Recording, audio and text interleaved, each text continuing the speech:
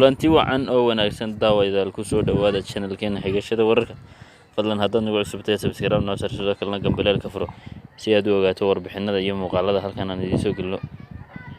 dagaal dhex maray Farxiyo Fiska iyo fanaanada Lucky Xaaji Wacays oo cirka isku shareeray labadan fanaan oo toddobaadkani baraha bulshada isku weydaarsanayay erayo xamaasad leh ayagoo midka kale u jawaab celinayso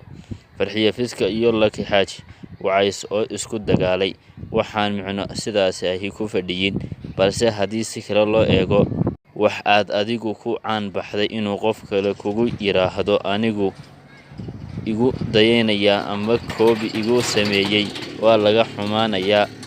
Farxiyo Fiska iyo Lucky waxay isku haystaan ereyga ah hala oo ay Lucky Xaaji Wacays aad u isticmaasho balse asal ahaan ereygan isticmaalkiisu ay ku horeysay fanaanada Fiska oo ay heeso badan si live ahi hala u raacin jirtay waad ku mahadsantahay daawashada muuqaalka subscribe iyo like noo saar adoo mahadsan walaal macaan